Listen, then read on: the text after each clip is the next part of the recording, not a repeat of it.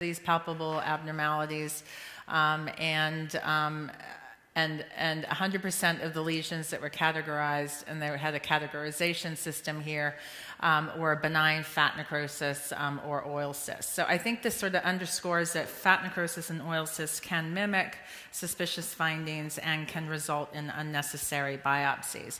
But what they were able to say is that masses with both uncircumscribed margins and vascularity had a PPV of 100% in this study for finding cancers. So I think finding things that had uncircumscribed margins and increased vascularity can be a differentiating appearance.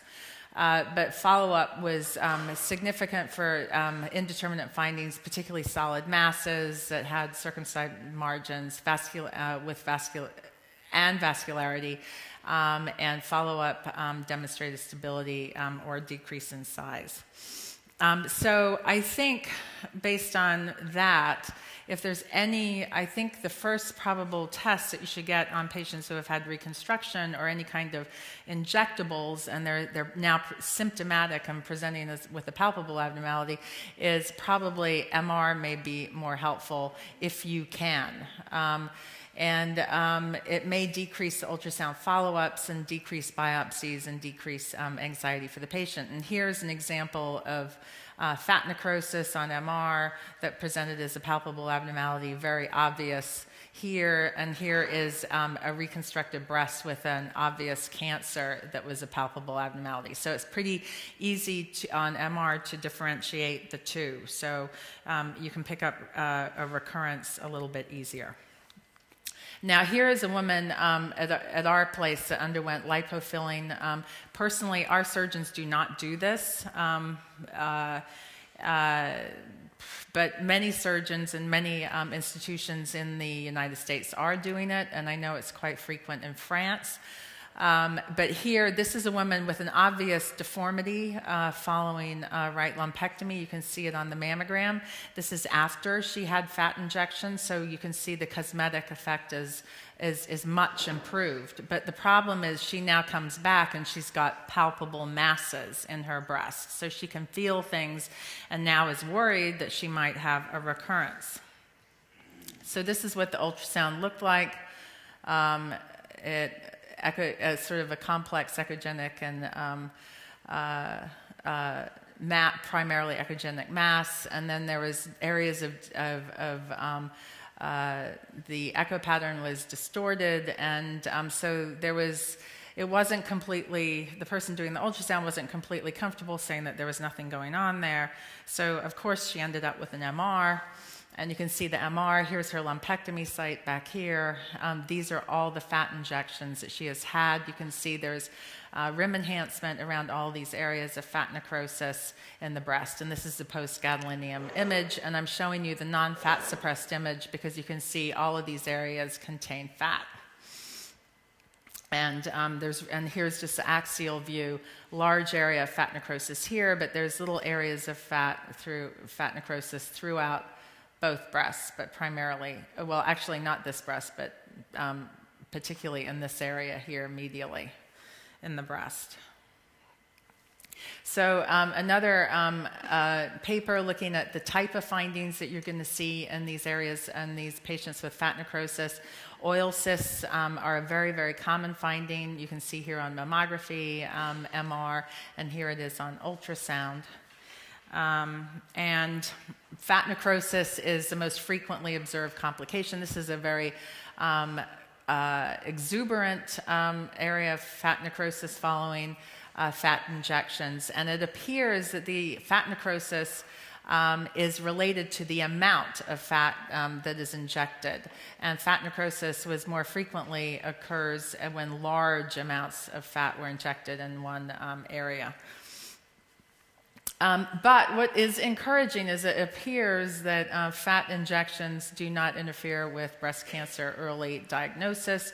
You can see here on mammography, here's a cancer that's you can pick up on this patient with fat injections. Here it is here, and here it is on ultrasound as well with increased vascularity. So I think Doppler is very helpful in these patients.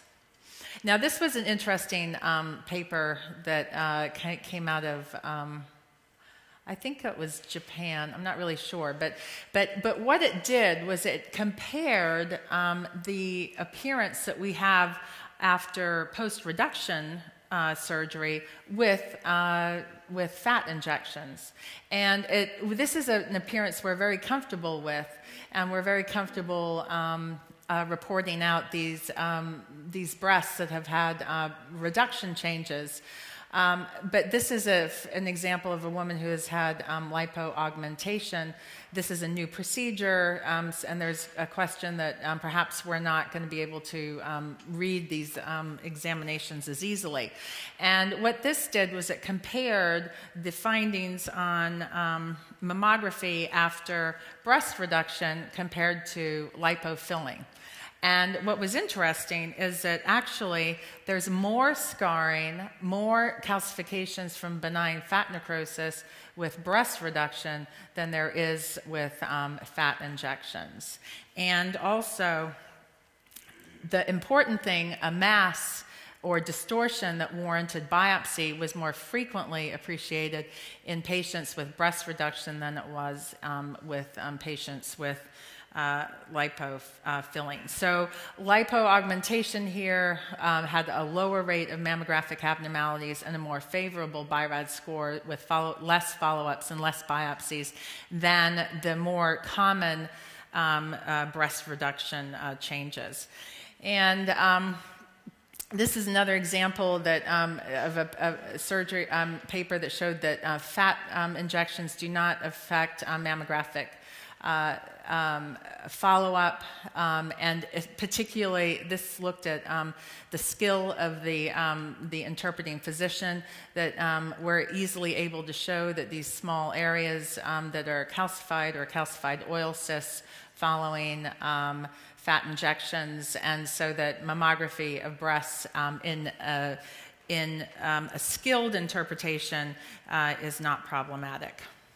So I just want to talk a little bit about a caveat about MR and fat necrosis, because it can be quite problematic. And this is a woman who has lumpectomy here, and this was the year before, and now she comes back, and you can see she has new asymmetry at the back of this lumpectomy site. So we took her to ultrasound, and this is the area. There's an oil cyst. You can see that it is not particularly hard, and here it is here with elastography. So it looks like it's a like it's post-operative change. But then we decided, based on the ultrasound, to go to MR, and that's when things all fell apart because this area enhanced intensely at the back of the lumpectomy site, and you can see it here on the axial view. And so there was no option here but to go. We really thought, okay, this is probably just post-operative change in fat necrosis, but because of the MR appearance, needed to biopsy the area. And you can see the marker, and this was not recurrence, it was just fat necrosis. So this is just an example of fat necrosis on MR can look progressive, and it can enhance quite intensely. And this is another one as well, area of post-op change here.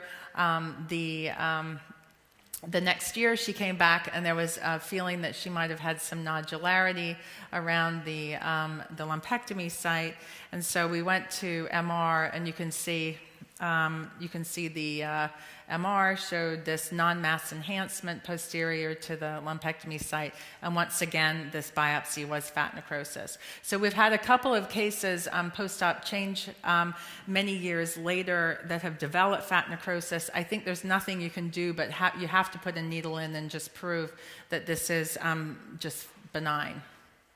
One last thing about free silicone injections, which we just talked about.